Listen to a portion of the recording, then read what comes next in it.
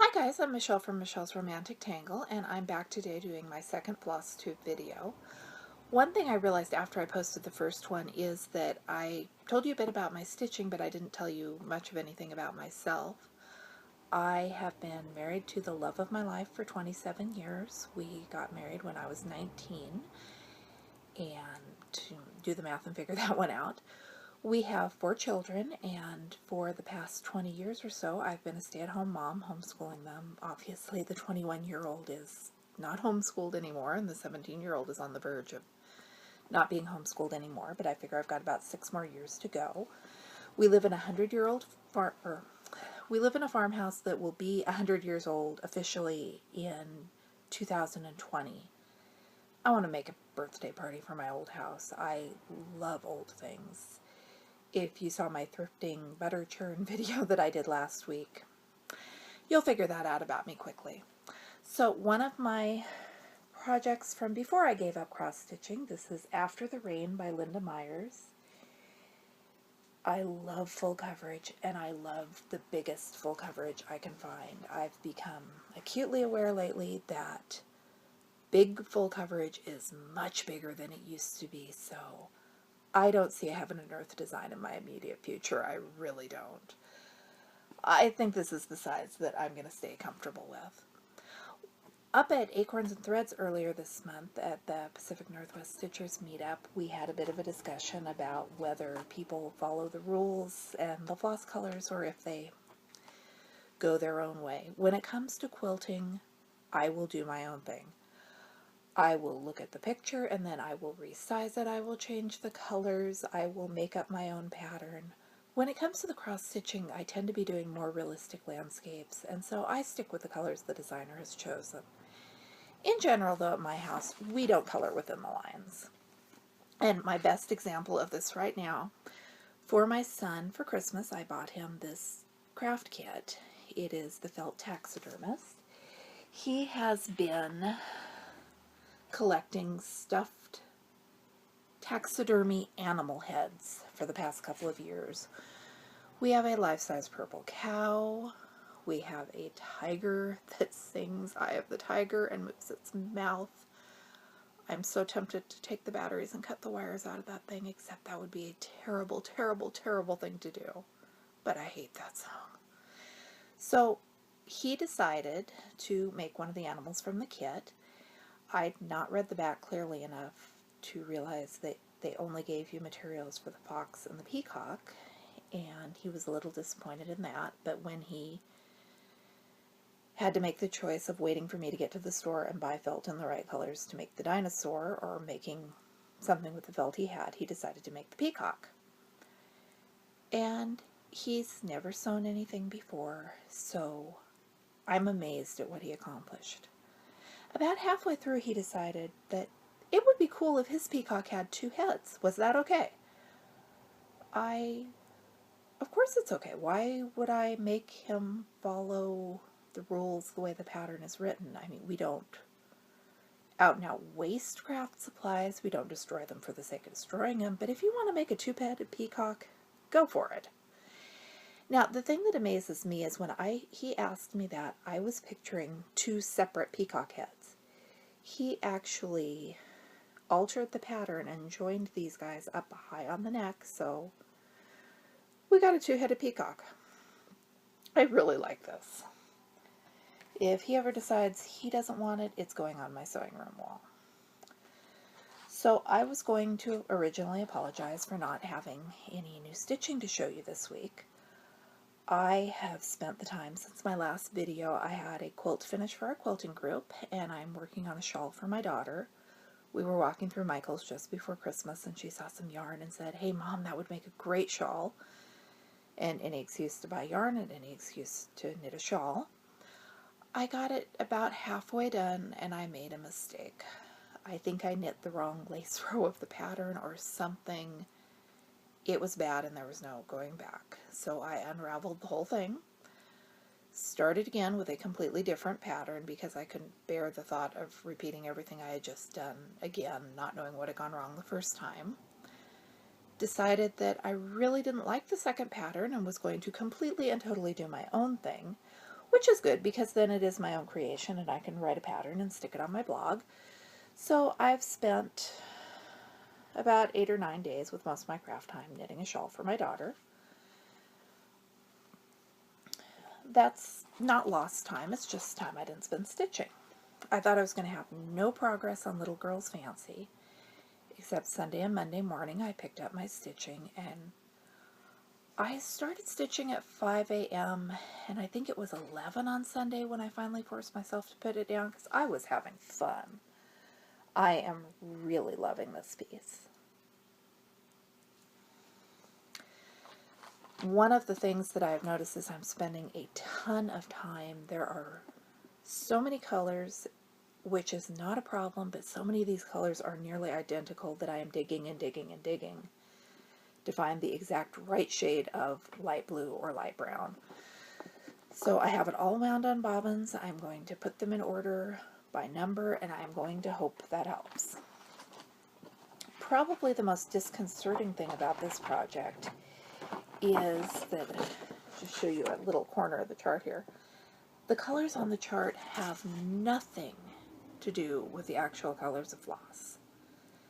So that's kind of playing games with my mind. The other thing about this project that I'm running into trouble with is as I fold and refold my chart, I'm losing the stitches on this center line here.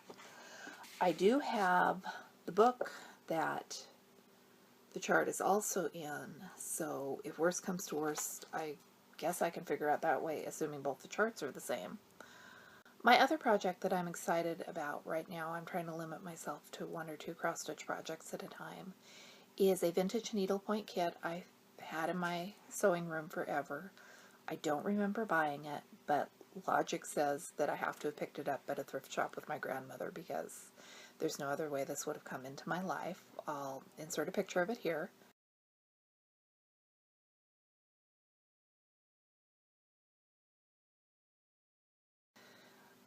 I came very close to throwing this away so many times over the years. I don't ski.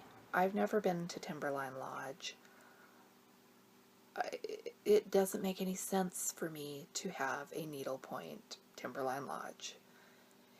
And the last time I was up in my sewing room, I came very, very close to putting this in the donation box. And then about 2 a.m., it hit me. This is the Overlook Hotel. I can appreciate having a needlepoint Overlook Hotel, even if it's not the right Overlook Hotel. I love The Shining, but I don't like the Kubrick version of The Shining. I like the made-for-TV movie version and the book. Last spring we took our kids and we spent a night at the Stanley Hotel, which inspired the Overlook, and my oldest son and I went tromping up and down the hallways, not looking for ghosts, not expecting to find ghosts, but just taking pictures of the neat historic building.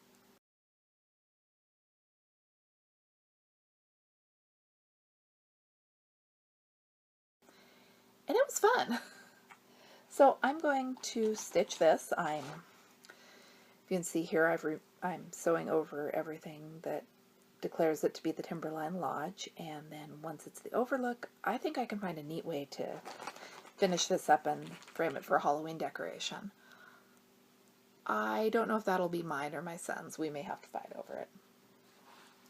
So a couple of Flosstube channels I found over the past 2 weeks that I've absolutely loved.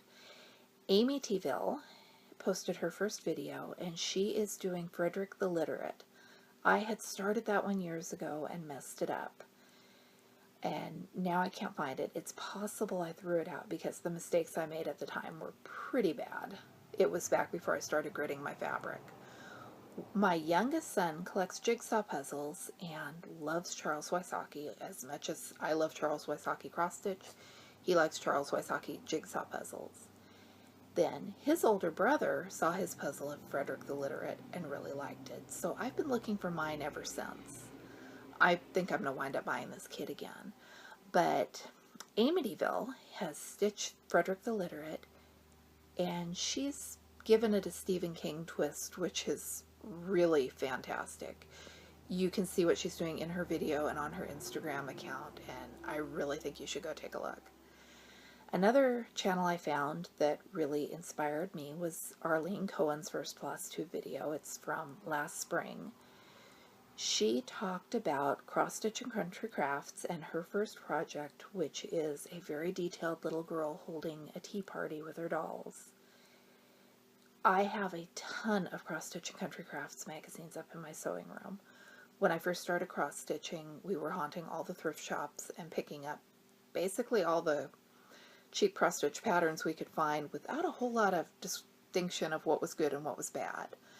So when my daughter and I were at the thrift stores last week and I found a stack of them, I flipped through to see if I could see the one that she mentioned in her video.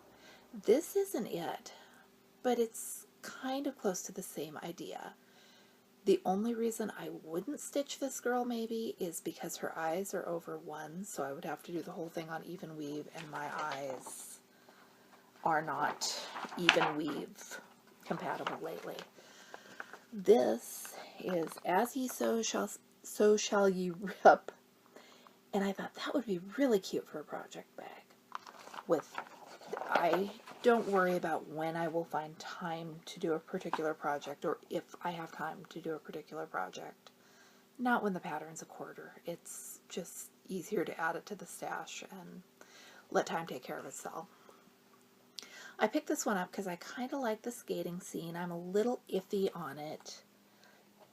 It's my style, but it's a little too folk arty maybe. But when I got it home and flipped through it, it has this barn, and I love the barn. I see this in my very near future, and I think it would be a fun project bag or for my wall. It conjures up some memories of a toll-painted barn that my mom did back when I was a kid. I'll see if I can find the picture of that to insert.